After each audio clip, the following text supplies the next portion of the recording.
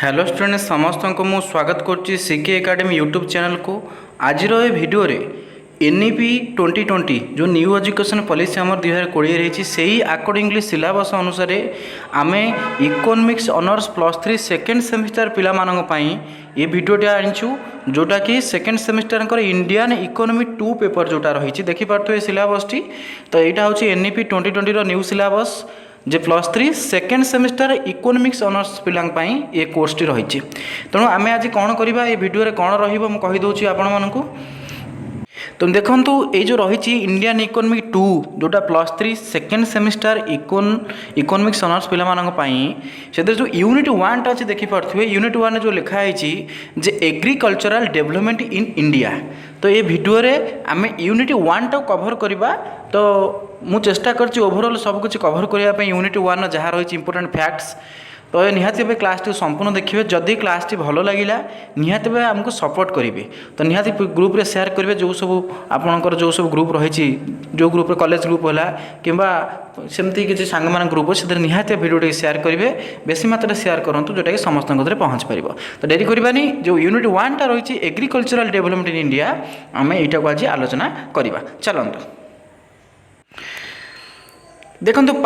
Fast concept अच्छी nature of Indian agriculture जे आर अर्थ होची भारतर जो एग्रीकल्चर बा कृषि रही से भारतीय कृषि कौन नेचर नेचर होची प्रकृति कौन प्रकृति रही क्यारेक्टरिस्टिक रही इंडियन एग्रीकल्चर। देख फास्ट पॉइंट देती ये रही आम आरंभ होठू जे ये जो फीचर्स ऑफ इंडियन एग्रीकल्चर यहाँ हूँ इंपोर्टेंट ये मन रख। प्रथम कौन है ना सब्सिस्टेंस फार्मिंग जे प्रथम क्यारेक्टरिस्टिक है Indian agriculture subsistence farming. Subsistence farming माने कौन सब्सिस्टेंस फार्मिंग माने होची जे भारत में जो कृषक माने अछंती से माने साधारणतः कौन करती कहल जहाँ चाष करती निजपाई चाष करती मैक्सिमम तुम चाषी देखिए से माने निजपाई चाष करती अर्थात से माने बिक्री करने चाहती ना किंबा ताको मार्केटेबल बा मार्केट रे बिक्री करने उद्देश्य से माने कौन बेसी चाष करती ना। तुम देख लिखा है प्रथम आसला तार क्यारेक्टरिस्टिक सब्सिस्टेंस फार्मिंग आर अर्थ है जे most farmers produce for self consumption rather than for the market. Self consumption मान हो निजे निजे चाष कर खाइबा। भारतर चाषी मैंने साधारणतः निजपाई चाष करते मार्केट रे बिकिया नुह अर्थात अधिकांश चाषी निजपाई चाष करते सेल्फ कंजप्शन है निजे व्यवहार करने। Limited commercialisation particularly among small and marginal farmers आउ जो चाष होता जिनस लिमिटेड कमर्शियलाइजेशन देखा मिले माने कमर्शियलाइजेशन हूँ वाणिज्य भित्तिक विक्रय करने उद्देश्य से माने विक्रय करने उद्देश्य चाष कर विक्रय करवाटा लिमिटेड थाए particularly among small and marginal farmers जो मैंने छोट छोट चाषी रहे स्मॉल एंड मार्जिनल फार्मर्स माने छोट छोट चाषी जो मैंने छोट छोट चाषी रहिले से माने कौन करते साधारणतः निज पेट से माने चाष करती बाहर विक्रय करने नुहे है। तेणु प्रथम भारतीय एग्रीकल्चर प्रथम वैशिष्ट्य है सब्सिस्टेंस फार्मिंग तार अर्थ है निजे बचापी से माने चाष करती मैक्सिमम फार्मर से माने बाजार में विक्रय करने को नुह जो मैंने बड़ बड़ चाषी रहिले हेक्टर हेक्टर जमी चाष करते निजपाई करती अवशिष्ट बिकती कि मैक्सिमम जो मैंने रहिले को फार्मर कहल पिले जे particularly small and marginal farmer एमाने कौन करती निजपाई स्मॉल मान छोट मार्जिनल मान होती से क्षुद्र क्षुद्र बा छोट छोट चाषी मैंने निजपाई चाष करते बुझीगला सब्सिस्टेंस फार्मिंग एटा है first characteristic Indian agriculture.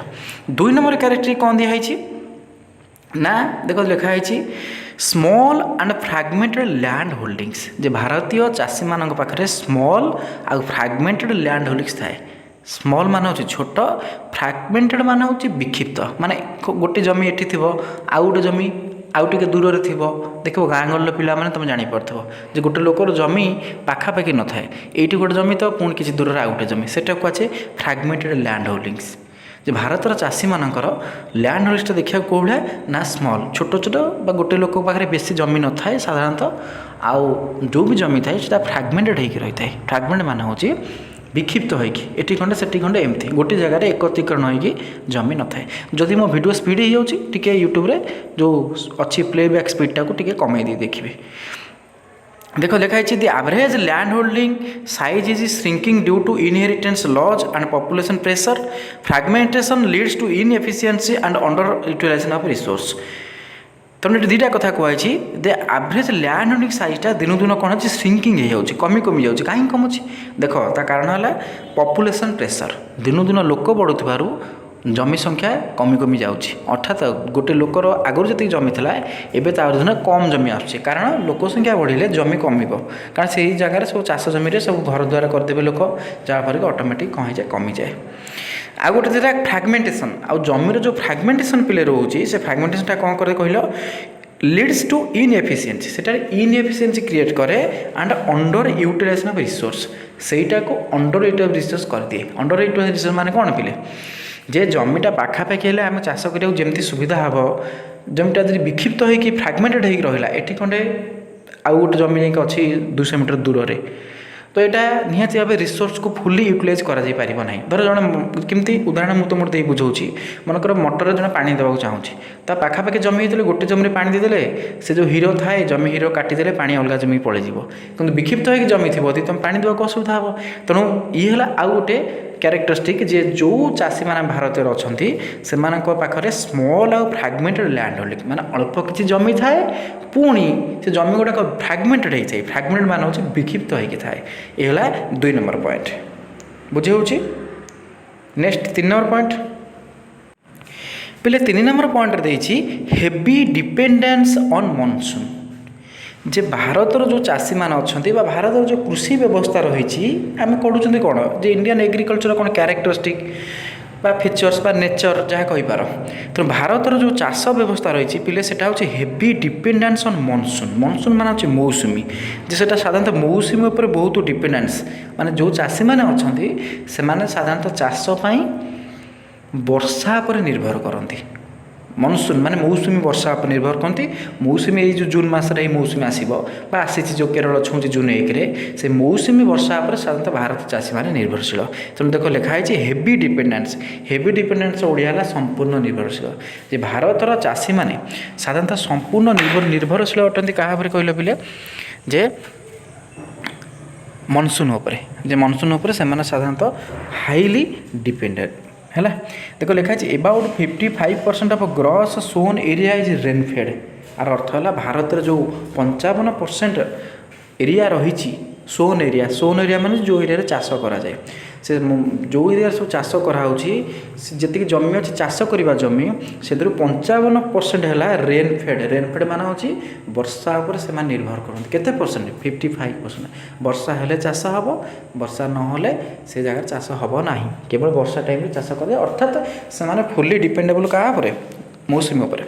Uncertainty in rainfall directly impacts production and farmer income बेले बेले रेनफॉल अनसर्टेनिटी देखा मिले अनसर्टेनिटी मान हूँ कौन कह बोले अनिश्चितता जो देखा मिले भल फसल हुए नहीं मनकर आज मौसुमी आसी भल फसल है जो समय मौसुमीटा टी भल रहे ना वर्षा हुए ना फसल हुए ना तेणु ये 3 नंबर वैशिष्ट्य बा नेचर कहींपार इंडियन एग्रीकल्चर जे एटा फुली डिपेंडेबल क्या पर ना मनसून उपर मौसुमी उपर वर्षा हेले फसल है वर्षा नहले फसल है ना यही सबू सिस्टम एठी देखा मिले भारतर एग्रीकल्चर 3 नंबर पॉइंट गला 4 नंबर पॉइंट पे कौन आसला ना low level of mechanization actually machine आसी है तेणु मेकानाइजेशन मान हूँ यांत्रिकरण यांत्रिकरण बुझीपार जो मेसीन यूज करवा बेसी परिमाण मेसीन यूज करवा सेटा को मेकानाइजेशन बोली कहा जाए आमर भारत में लो लेवल ऑफ मेकानाइजेशन माने पिले कौन बुझ कहल लो लेवल ऑफ मेकानाइजेशन शब्दर अर्थ है जे यंत्रीकरण जे भारत में जो चाष कराऊँगी से जो यंत्र व्यवहार करा मेसीन व्यवहार कर बहुत कम क्या देखो ना गाँ गले जो चाष हो कौन बेसी धान को धर धान रुआ हम धान कटा हम ये सब अवश्य मेसीन हो गला कितु जो मैंने छोट छोट चाषी से आपको व्यवहार कर पारना अर्थात से हाथ में मानुआली कर धान काटुंट धान बुणुंट धान रुआ हो सब से हाथ में फिजिकाली कर भारत में जितक चाषी अच्छे से लो लेवल ऑफ मेकानाइजेशन करमी ना देख लिखाई compare to countries like US China mechanization India is low. जदि आम तुलना करवा आम देश को यूएस सहित आ चाइना सहित आम गोटे कथा देखा पाइबा जे मेकानाइजेशन इंडिया इज लो। आम देश में चाष जो जंतर व्यवहार अच्छे बहुत कम। आम देश चाषी मैंने एत जंत्र व्यवहार करती ना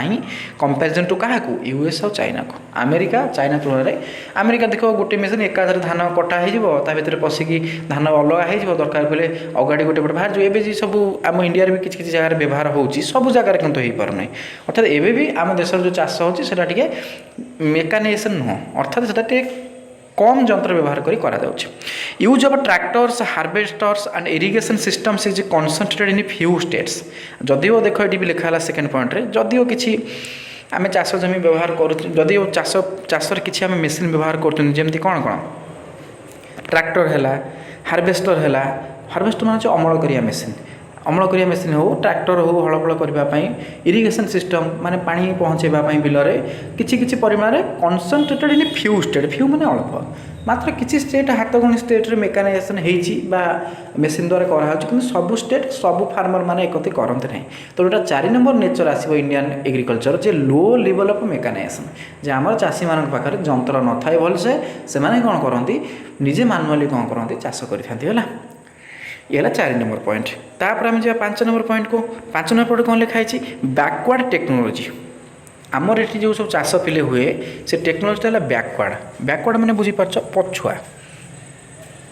माने पुरातन पद्धति जोटा तुम कहीपर है। तेणु आम देशर चाष प्रणालीटा हूँ पुरातन पद्धति माने एत मॉडर्नाइजेशन जो देख मेसीन जेहेतु ये व्यवहार होनी से ओबियसली चाषी मैंने कौन करेंगे पुरातन उपाय करेंगे। तो सहीटा कहुच्छे बैकवर्ड टेक्नोलोजी है। बैकवर्ड टेक्नोलोजी मैंने बुझीपारे तो जे अनुन्नत जोटा कहुए है से अनुन्नत प्रणाली कौन कराऊँगी ना आमर ये चाष कराऊँगी पछुआ ढंगर चाष कर जोटा आम कहे बैकवर्ड टेक्नोलोजी है। तेणु बैकवर्ड टेक्नोलोजी माने कौन traditional tools low seed replacement ratio inadequate soil testing कहीं पछुआ बोली आम कहते कारण है ट्रेडिशनल टूल ये गोटे वर्ड लिखाई मनक ट्रेडिशनल टूल माने हूँ जंत्रपाति ट्रेडिशनल माने हूँ पुरातन जे आम देशर जो मैंने चाषी पिले रहिले से पुरातन जंत्रपाति को व्यवहार करते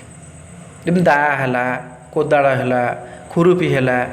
एमती सब आगुरी थी खणती शाबल जोटा कहुच्छे सी है एम सब जो जोड़ा सब ट्रेडिशनल टूल से गुड़ को से पिले व्यवहार करुँच भी आ लो सीड रिप्लेसमेंट रेशियो आमर सीड जो अच्छे मंजी की से रिप्लेसमेंट रेशियो भी तार कम रोचे अर्थात आम मंजी की टेस्ट करूना बुझीपार जो कि देख जो मंजीटा बुणा हे से किसी मंजी भल थाए किसी मंजी खराब थाए आम से खराब मंजी को रिप्लेसमेंट करिया दरकार ता जगह सब मंजी गुड़ा भल पकईले भल गछ हृष्ट गछ हम कि आमर जो चाषी मैंने अच्छा से थर मंजी आसला से कौन मंजी प्राय चेक करता सब मंजी की बुणी दिखती जहाँफल किसी जगह भल गछ हुए किसी जगह गछ मरुड़ी भाया हो जाए किसी जगह गछ मूल हुए तेणु आम गोटे लो सीड रिप्लेसमेंट रेशियो देखा मिले भारत में। आउ गोटे कौन देखा मिले इनएडिक्वेट सॉइल टेस्टिंग आ सॉइल टेस्टिंग हूँ माटी की चाष करने टेस्ट करवा दरकार कले भल अमल हम कौन माटीर डेफिसीएंसी रही अभाव कौन रही माटी बेसी एसिड कि सल्टी कि बेस कि क्षार बेसी तो एसिड हो गले से चून पकाती बालांस करने एम सब थाए एग्रीकल्चर ट्रिटमेंट करने तो निहाती सेटा कहुए सॉइल टेस्टिंग जे चाष करने पूर्व माटीर टेस्टिंग करवा दरकार कि आम देशर चाषी मैंने से एत माने जोड़ा कहती तांकर एत ज्ञान ना चाष करने क्षेत्र से जो टेस्ट करने क्षेत्र में से कौन करती जेकोसी माटी हेले भी कौन अभाव थाए ना से जानते ना चाष करती। तो यहाँ कहे बैकवर्ड टेक्नोलोजी पछुआ टेक्नोलोजी कारण ए माटी टेस्टिंग ना माने इनएडिक्वेट सॉइल टेस्टिंग ए low seed replacement ratio seed replacement करने पद्धति ना आ ट्रेडिशनल टूल आ जहाँ भी व्यवहार करा जंत्रपाति सब पुरातन आ scientific research often fails to reach grass roots due to week extension service आ जदि भी सरकार तरफ साइंटिफिक रिसर्च करा तुम शुणी मृत्तिका सरकार टीवी रे भी एडवर्टाइजमेंट देखे बेले बेले जे चाष करने पूर्व निजर जमीर मृत्तिकार परीक्षा कर सेटा कहे साइंटिफिक रिसर्च ऑफन फेल्स जदिओ किसी योजना कराऊँ कि फेल्स हो टू रीच ग्रास रूट माने तृणमूल स्तर में माने छोट छोट चाषी निकट में सुविधाटा पहुँचवा संभव हो पारना बा एपर्यंत भी जापरूनी सब चाषी मान निकट में सुविधा आवेलेबल ना। Two week extension service week extension service मान हूँ से जो सर्विसटार एक्सटेंशनटा वीक अटे माने समस्त पाखे पहुँची पारे ना तेणु बहुत चाषी मैंने वंचित होती से माटी की टेस्ट करते ना बा साइंटिफिकली जमी को टेस्ट करते ना तो यहाँ है बैकवर्ड टेक्नोलोजी अर्थात ओवरअली कह गले भारत में जहाँ चाष कराऊँच जो एग्रिकल्चर जिनस या प्रडक्ट कराऊँच तार टेक्नोलोजीटा बैकवर्ड पुरातन पद्धति कराऊँच एवं जो सब माटी टेस्टिंग कराला कौन भाव पकईदे सार पकईदे मैंने फसल अधिक हम से सब जगार पहुँची पारि ना ये नंबर 5 कैरेक्टरिस्टिक तापर पे देख नंबर 6 कौन देती ना लेबर इंटेंसिव जे आमर पिले जो चाष करा चाषी भाई मैंने जो चाष कर दैट इज लेबर इंटेंसिव आम दुई प्रकार उपाय बा दुई प्रकार रही चाष कर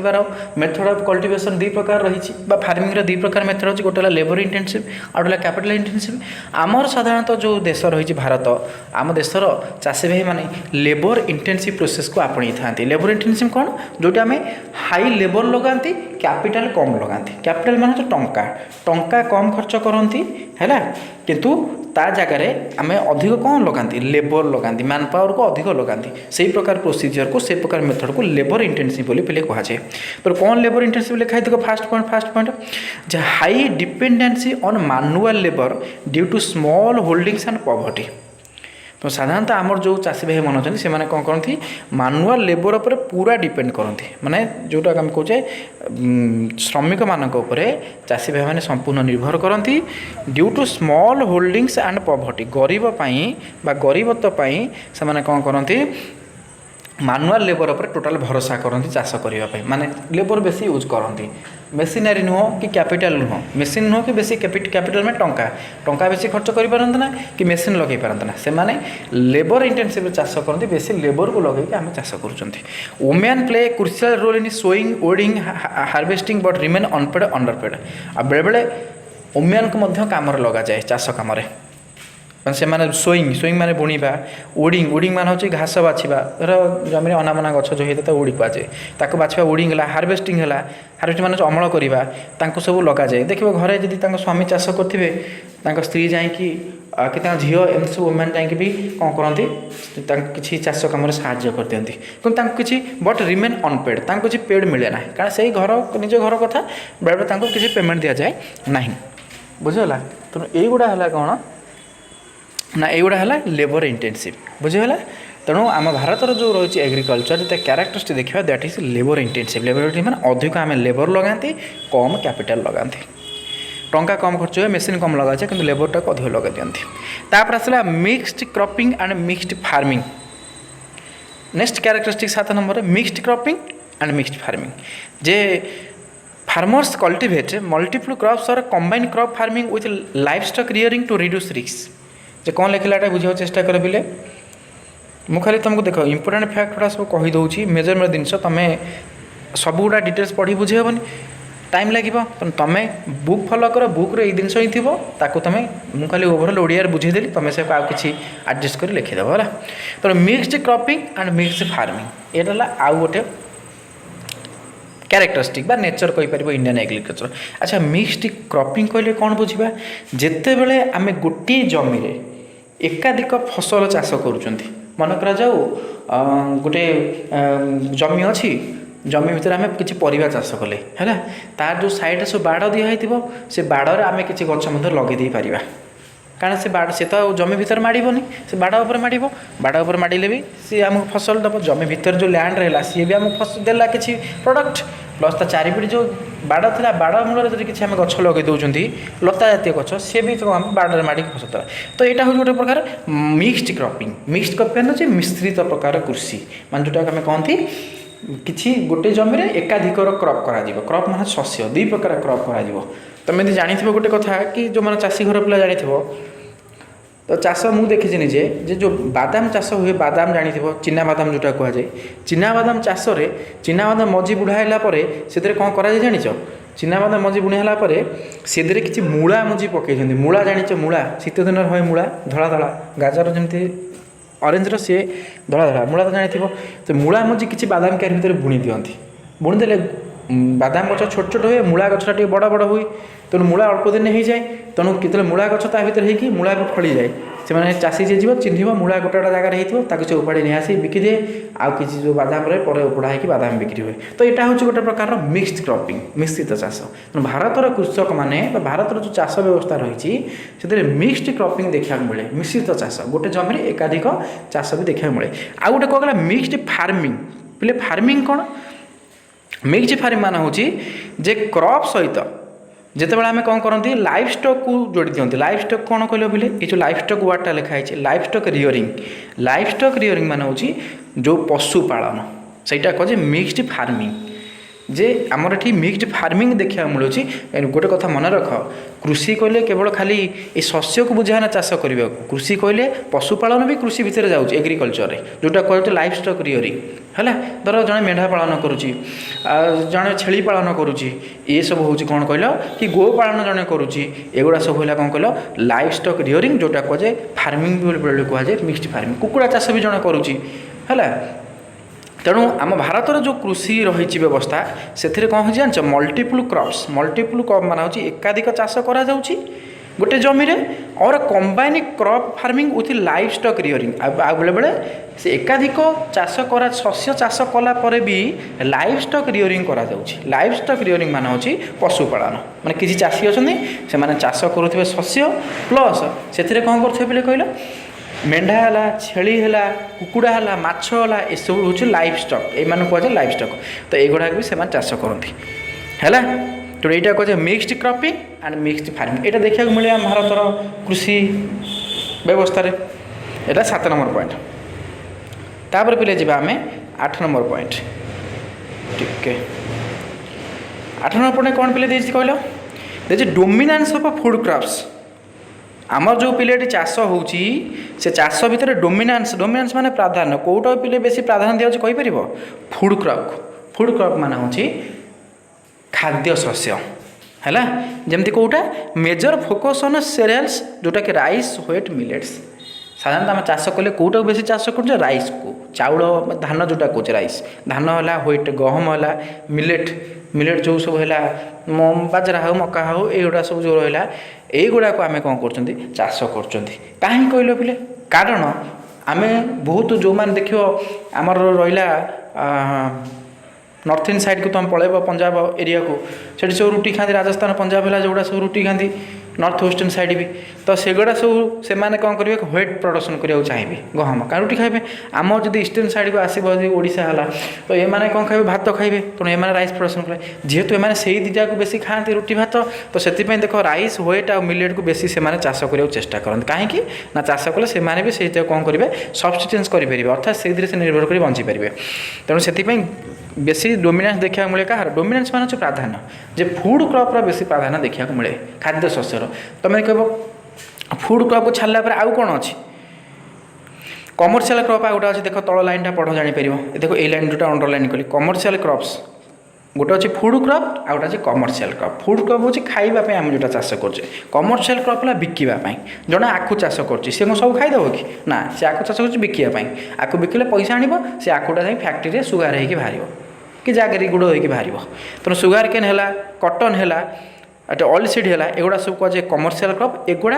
are cultivated but with regional variation से गुड़ा सब जदिव चाष कराए से रिजियोनाल भेरिएसन माने किसी अंचल सब अंचल नुह गोटा अंचल देखा मिले कि ये जो रहा राइस व्हीट मिलेट जोटा को आम कहे फूड क्रॉप एगुड़ा मैक्सिमम एरिया देखा मिले कारण एगुड़ा जो आम निजपाई बचाई एगुड़ा दरकार होगुड़ा प्राय सब जगार बहुत माने अलमोस्ट पाखापाखि सब स्टेट एगुड़ा कराए जो जलवायु भी मैचअप कैचअप करुँच ये डोमिनेंस ऑफ फूड क्रॉप आम भारतीय चाष बा कृषि व्यवस्था रे फूड क्रॉप बेसी डोमिनेंस देखा जाए जो चाष भी चाष करूँ से बेसी कौटा फोकस करे ये सेरियल्स को बा खाद्य शस्य बेसी चाष करे कमर्शियल जो रहा क्रॉप सुगार केन है कटन है ऑयल सीड है जो तेल भाज तैल बीज को ऑयल सीड कहुए सोरिष से ऑयल सीड जीव आ सूर्यमुखी जोटा अच्छे सनफ्लावर जो कहे सी भी ऑयल सीड जीव एगुड़ा सब टे कम कराए गोटा जगार चाष कराए बुझीगला तो ये बाट पर्यटन समस्त बुझीपाल तो निहाती भिडियोटे भल लगे लाइक निहाती भाव जनाऊ लाइक करूँ आधे आ कमेंट मध्यम न बुझे मत पचार है।